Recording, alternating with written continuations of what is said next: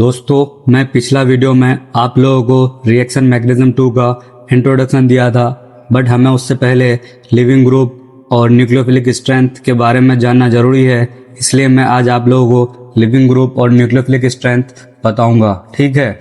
उसके बाद हम EAR, FRAR addition reaction start करेंगे। ओके, आज मैं आप लोगों को सबसे पहले लिविंग ग्रुप पढ़ाऊंगा। लिविंग ग्रुप टॉपिक लिख देते हैं, लिविंग ग्रुप। इसी को किससे रिप्रेजेंट कर सकते हैं? Lg से, और इसी को बोलते हैं leaving tendency of group. Okay, leaving group are of following types. Leaving group are of following types. पहला है आपका some are very good leaving group. Good leaving group like OH2 plus N2 plus। दूसरा है आपका some are good leaving group like iodine, bromine, chlorine, acetoxy group, OC double bond OCH3 को क्या बोलते हैं? एसिटॉक्सिक ग्रुप बोलते हैं। उसके बाद हो जाएगा आपका tosylate, OS double bond O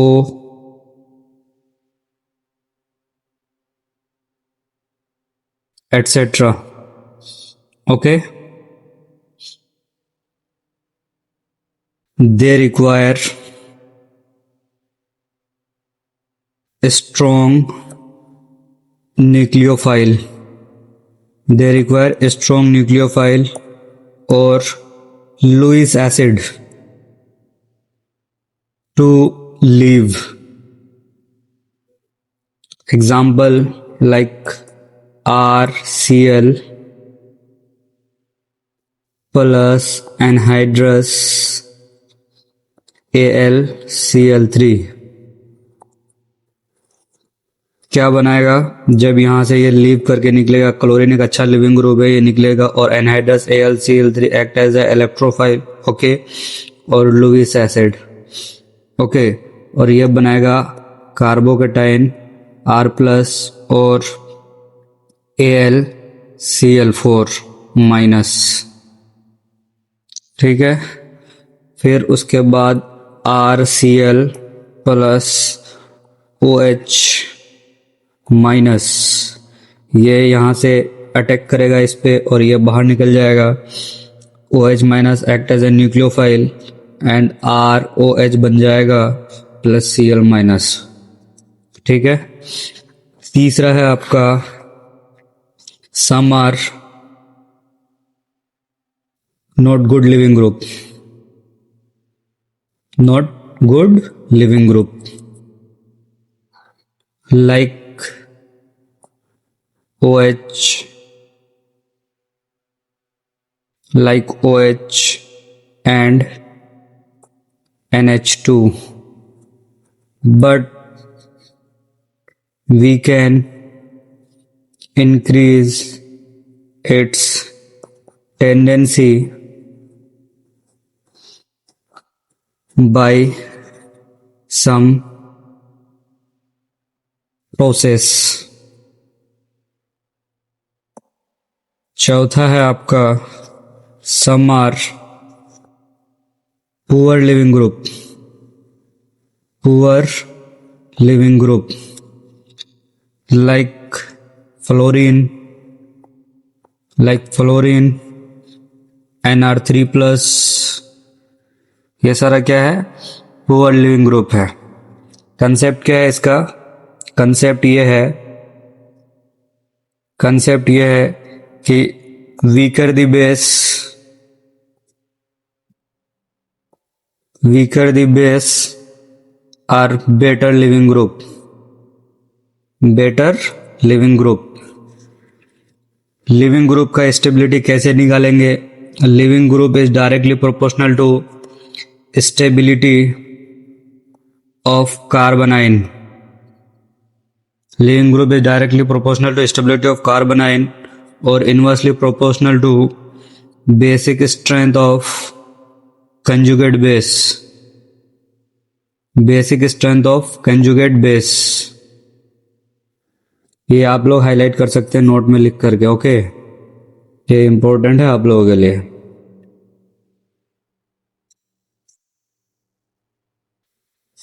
कुछ क्वेश्चंस है, आप लोग इसको अरेंज कर सकते हैं तो कीजिए. Arrange the following. Arrange the following for living tendency.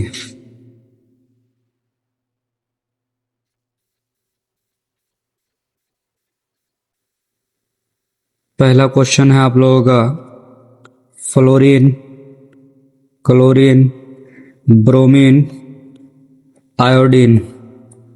इसको आप लोग अरेंज करिए. दूसरा है आप लोगों का OH, OC double bond, OCH3,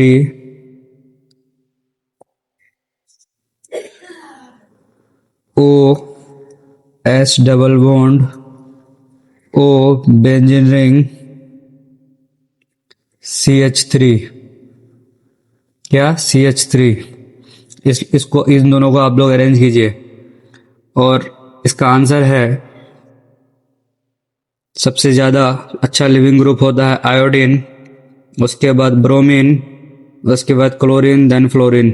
okay, इसमें जो है आप लोगों को थोड़ा सा ध्यान से देखना होगा. ये जो है रेजोनेंस में हिस्सा नहीं ले रहा है तो 0 RS है. इसका क्या है? 0 RS है, यानी रेजोनेटिंग स्ट्रक्चर. इसमें 2 इक्वल RS है, 2 इक्वल RS है. इसमें 3 इक्वल RS है. क्या है? 3 इक्वल RS है, जिसमें RS ज़्यादा वो स्टेबल ज़्यादा होगा और वो जो ज़्यादा स्टेबल तो वो ज़्यादा बेटर लिविंग ग्रुप. तो सबसे ज़्यादा हो गया तुम्हारा तीसरा, तीसरा के बाद दूसरा, दूसरा के बाद पहला. ओके, अब कुछ है रिएक्टिविटी ऑर्डर जो आप लोगों का AIPMT में भी पूछा गया है. ठीक है, reactivity order,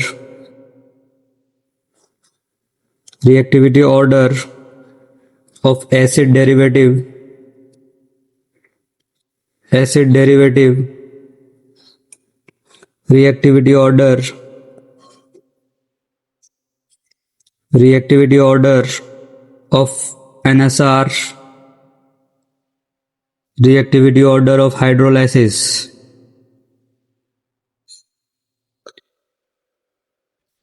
Order of hydrolysis, hydrolysis. ठीक है, सबका सेम ही होता है ऑलमोस्ट. सबसे पहले CH3 C double bond OCl, उसके बाद CH3 C double bond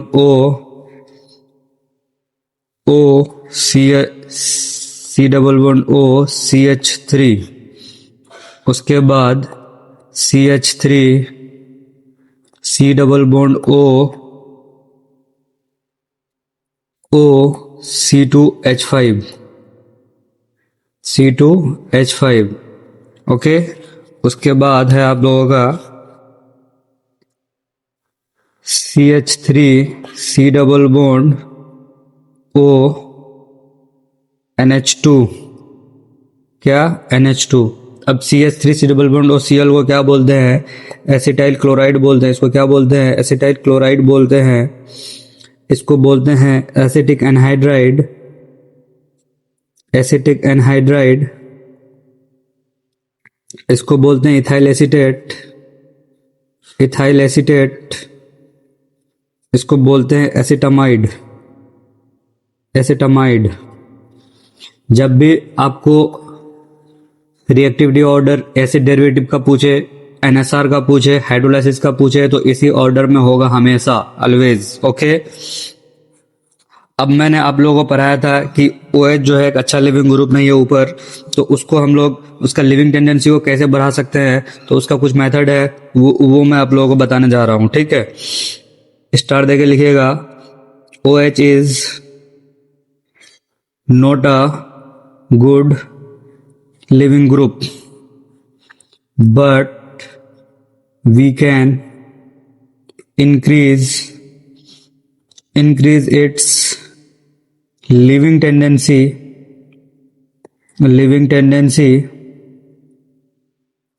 by following method। पहला मेथड है आपका method first, by attack of H plus. क्या? Attack of H plus. जब ROH ऑक्सीजन के पास क्या होता है, लिविंग लोन पेयर होता है, प्लस HX कंसंट्रेटेड HX, जब इसको तोड़ेंगे तो ये H प्लस और X माइनस में टूटेगा। ठीक है, ये यहाँ पे अटैक करेगा, यानी इस प्रोसेस को क्या बोलेंगे हम, प्रोटोनेशन बोलते हैं। क्या बोलते हैं? प्रोटोनेशन बोलते हैं। ठीक है, क्या बनेगा, ROH2 प्लस। OH2 प्लस क्या है, एक अच्छा लिविंग ग्रुप है, मैंने आप लोगों को ऊपर बताया है, तो लिविंग टेंडेंसी यहाँ से बढ़ गया। ठीक है, फिर जो है जब इससे H2O बाहर करेंगे, पानी बाहर निकाल देंगे, तो क्या बनेगा, कार्बोकेटाइन बनेगा, यानी R प्लस बनेगा। जब R प्लस बनेगा तो रीअरेंजमेंट रिंग एक्सपेंशन में सब पॉसिबल है। ठीक है, उसके बाद दूसरा मेथड है आपका एसिटाइलेशन बाय एसिटाइलेशन। दूसरा मेथड है आपका बाय एसिटाइलेशन। ROH यानी ऑक्सीजन के ऊपर दो लोन पेयर है।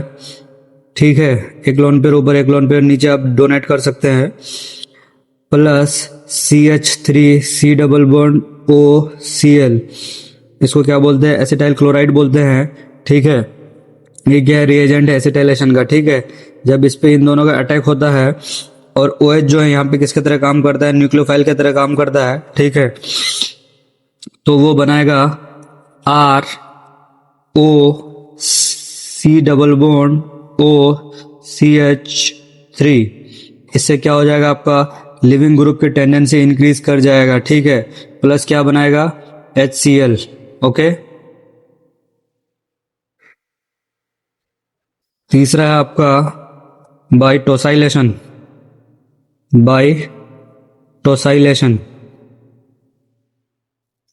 तीसरा है आपका बाइटोसाइलेशन। इसमें भी ROH लेंगे यानी अल्कोहल लेंगे, plus CH3 benzene ring S double bond OCl। Okay, और इसको क्या बोल सकते हैं आप, रिएक्शन ऑफ SOCl2। ओके, क्या बनाएगा ये बनाएगा आपका ROS double bond O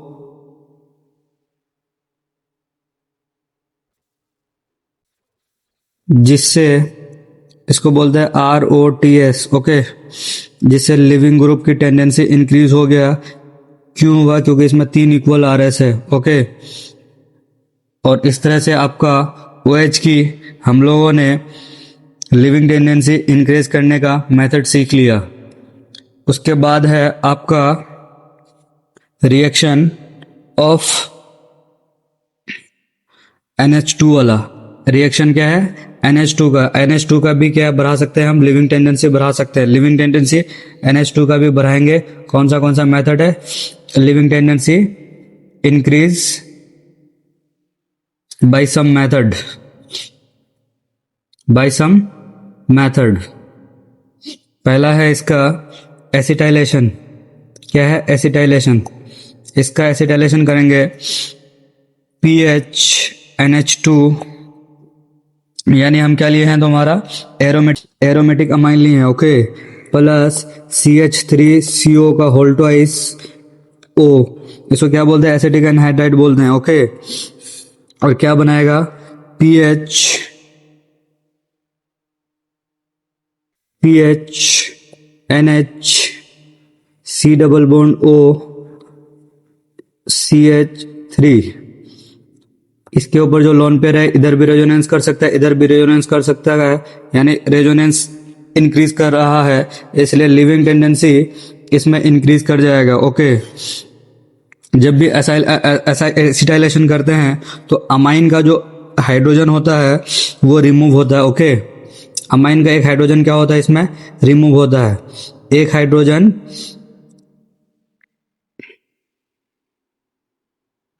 one hydrogen of amine is removed during acetylation। दूसरा प्रोसेस है इसका, या दूसरा मेथड है इसका, टोसाइलेशन। क्या है, टोसाइलेशन। ठीक है, RNH2 plus PHSO2 Cl। PHSO2 Cl को क्या बोलते हैं, हिंसबर्ग रिएजेंट भी बोलते हैं। RNHSO2 पीएच बनेगा। ओके, इसका भी वही रेजोनेंस में हिस्सा ले रहा है, लिविंग टेंडेंसी इंक्रीज कर जाएगा। ओके, और तीसरा मेथड है by reaction of NH2 group with NaNO2 plus concentrated HCl।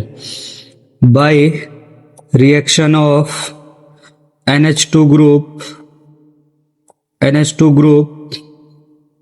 by reaction of NH2 group with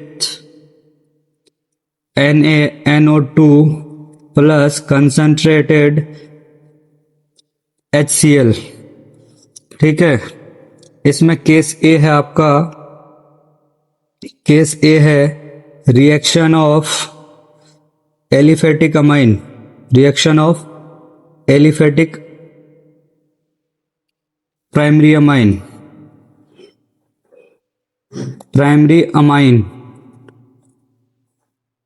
ठीक है, reaction of aliphatic primary amine with NaNO2 plus HCl, then intermediate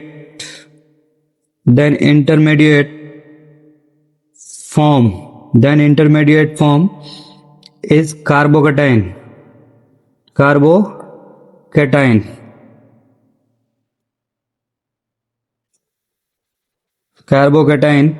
as intermediate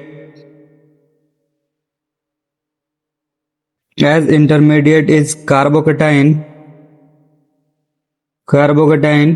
ring expansion और rearrangement is possible।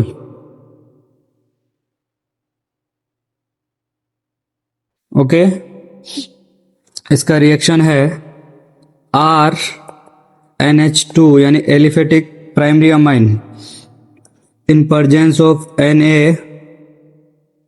Na2 plus HCl, और temperature आप minimum रख सकते हो 0 से 5 degree Celsius. क्या बनेगा, ROH बनेगा, यानी अल्कोहल बनेगा, जो कि मेजर होगा। ठीक है, मेजर प्रोडक्ट क्या होगा, अल्कोहल बनेगा। ठीक है, साइड प्रोडक्ट में इसका मैकेनिज्म अगर आप लोग सीखना चाहते हो तो मैकेनिज्म भी बता सकता हूं मैं आप लोगों को। ठीक है, मैकेनिज्म है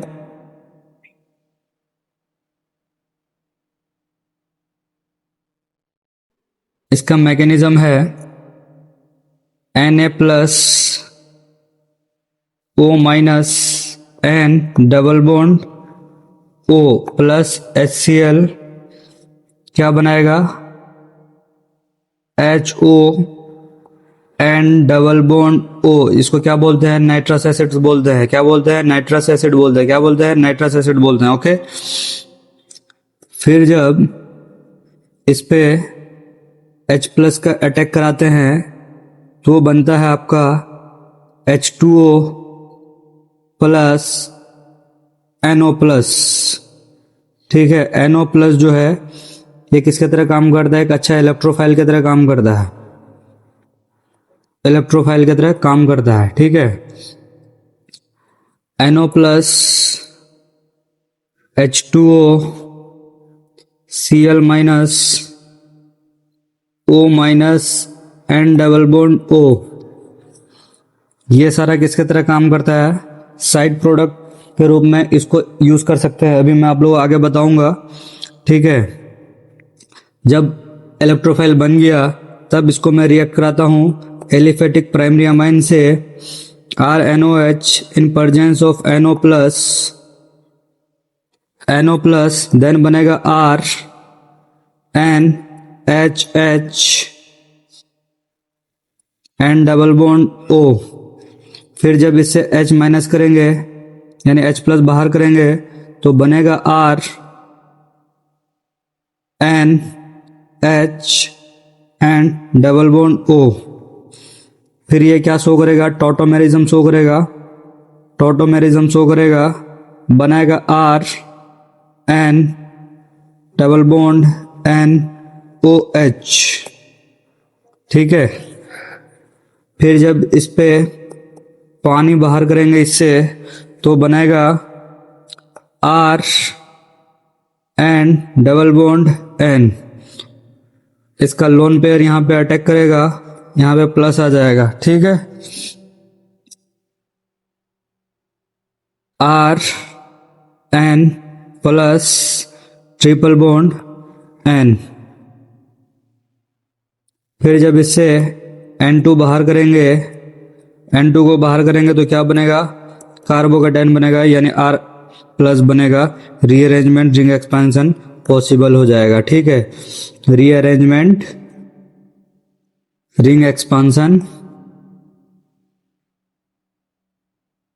सब पॉसिबल हो जाएगा।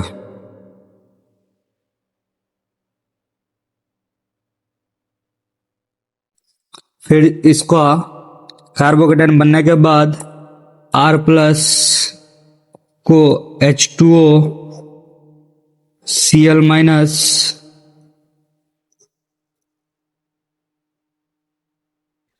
N double bond O H plus से अटैक कराएंगे तो बनेगा ROH, ये सारा क्या है? साइड प्रोडक्ट है, RCl RO N double bond O, then बनेगा अल्कीन जब H प्लस के साथ रिएक्ट कराएंगे, ठीक है। In this reaction alkyl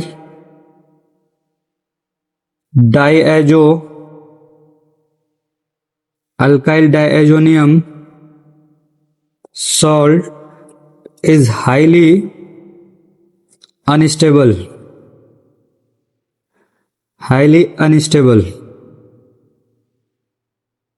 in this reaction intermediate is carbocation, so rearrangement ring expansion also possible.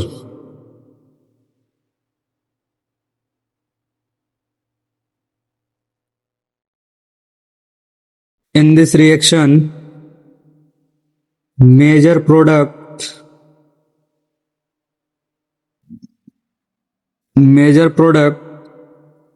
is alcohol. In this reaction major product is alcohol, but side product are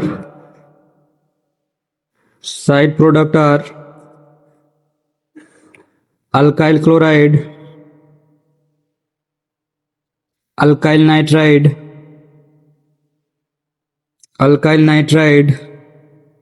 nitroalkene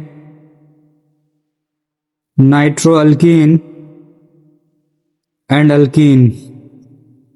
okay, एक question है आप लोगों के लिए, JEE mains में पूछा गया है, CH3NH2 in presence of NaNO2 plus HCl क्या बनेगा? यहाँ पे बनेगा ईथर आपका CH3OCH3 ईथर बनेगा। ये एक्सेप्शन है, आप लोगों को हमेशा याद रखना है, ठीक है। केस बी है आपका, case B reaction of aromatic compound और reaction of aromatic primary amine, reaction of aromatic primary amine with NaNO2 plus HCl क्या बनाएगा? NaNO2 प्लस HCl मिलके इस प्रोसेस को क्या बोलते हैं? डाइएजोटाइजेशन बोलते हैं। डाइएजोटाइजेशन बोलते हैं। क्या बोलते हैं? डाइएजोटाइजेशन बोलते हैं, ठीक है।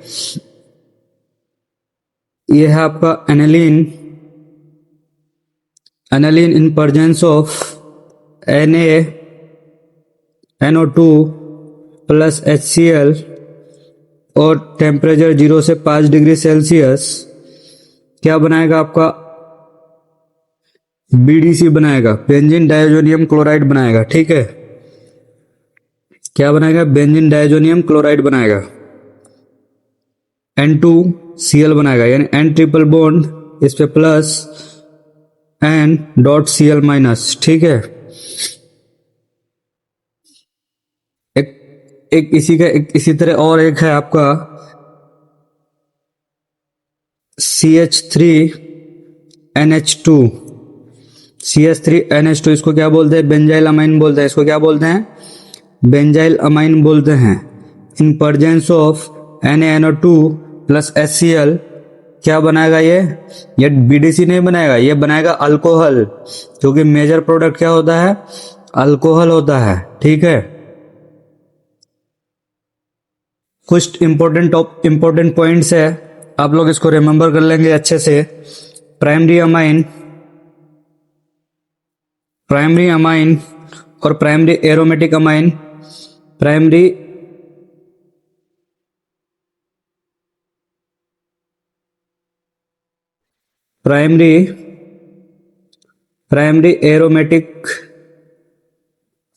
Aromatic amine forms arene diazonium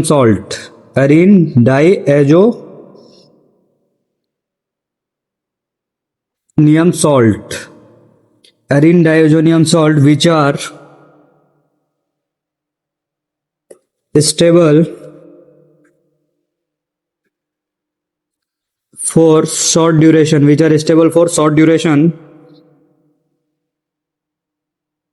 at low temperature.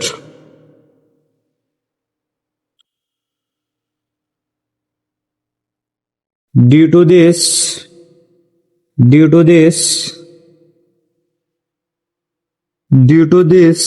its instability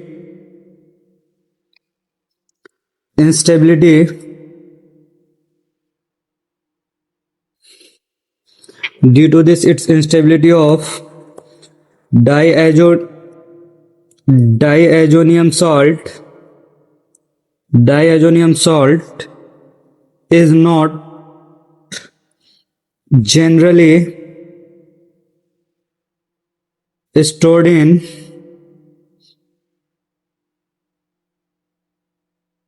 water. It immediately used it.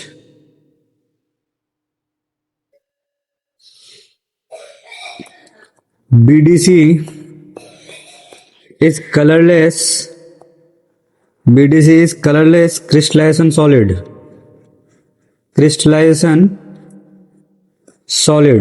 BDC is colorless crystallization solid. It is easily soluble in water, stable in cold and react with warm water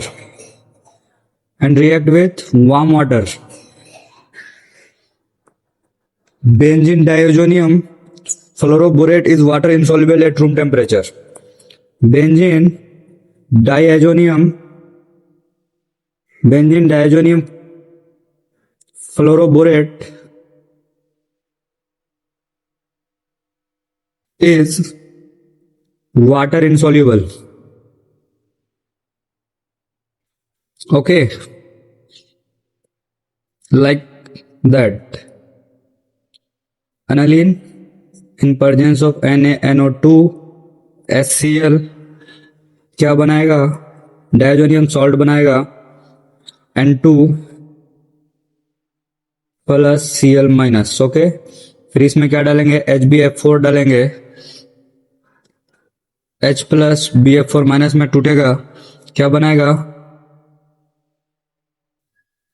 N2 plus BF4 minus. फिर उससे क्या बनेगा? जब इसको heat करेंगे तो benzene fluoroborate बनेगा. ये क्या है? Benzene fluoroborate. ओके, अब है आपका नया टॉपिक न्यूक्लियोफिलिसिटी. क्या है? न्यूक्लियोफिलिसिटी.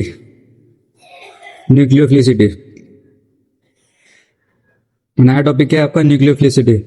इसमें पहला पॉइंट है basic strength and nucleophilic strength are sometime same and sometime different.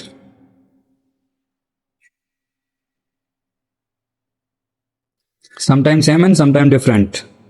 Basic strength क्या है? Basic strength is a thermodynamic process in which lone pair or negative accept H plus. क्या करता है? लोन पेयर और minus क्या करता है? H plus को एक्सेप्ट करता है. न्यूक्लियोफिलिक स्ट्रेंथ का मीनिंग है आपका, यह है kinetic process. A kinetic process in which lone pair or minus accept other than H plus. चौथा पॉइंट है आपका nucleophilic strength depends on steric hindrance,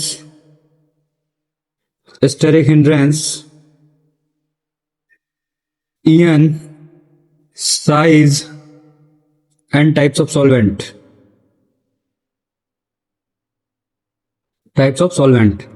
ठीक है, पहला पॉइंट है केस ए. इसमें ठीक है, केस ए है and nucleophilic strength based on steric hindrance.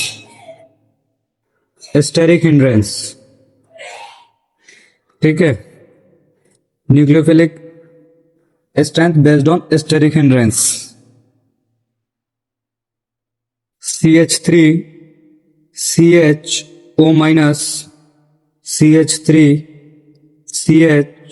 CH3O minus CH3O minus.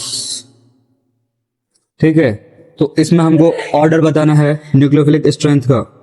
Nucleophilic strength का ऑर्डर हो जाएगा, सबसे पहला फर्स्ट, सेकेंड, देन थर्ड. क्योंकि न्यूक्लियोफिलिक स्ट्रेंथ इनवर्सली प्रोपोर्शनल होता है स्टेरिक हिंड्रेंस के. किसके? स्टेरिक हिंड्रेंस के. स्टेरिक हिंड्रेंस मतलब क्राउडिंग. यहाँ पे भीड़ ज्यादा है, इस पे भीड़ ज्यादा है, इस पे भीड़, इस पे भीड़, एक भीड़, दो भीड़, तीन भीड़, यानी ये ज्यादा है, इसलिए उसका स्टेरिक हिंड्रेंस कम होगा. उसका स्टेरिक हिंड्रेंस ज्यादा होगा, न्यूक्लियोफिलिक स्ट्रेंथ कम होगा. ओके, केस बी है आपका न्यूक्लियोफिलिक स्ट्रेंथ अलोंग पीरियड। जब भी पीरियड बोला जाए तो ईएन से चेक करेंगे। किसे चेक करेंगे? ईएन से चेक करेंगे। न्यूक्लियोफिलिक स्ट्रेंथ किसे चेक करेंगे? ईएन से चेक करेंगे। CH3 minus NH2 minus OH minus F minus. इसमें क्या होता है? मोर ईएन डोमिनेटिंग पावर डिक्रीज कर जाएगा या डोमिनेटिंग टेंडेंसी डिक्रीज कर जाएगा। अटैक जो है तुम्हारा वो डिक्रीज कर जाएगा, न्यूक्लियोफिलिक स्ट्रेंथ डिक्रीज कर जाएगा। ठीक है, इसका ऑर्डर आ जाएगा तुम्हारा, इसका ऑर्डर आ जाएगा first, second, third and then fourth. ठीक है, केस सी है न्यूक्लियोफिलिक स्ट्रेंथ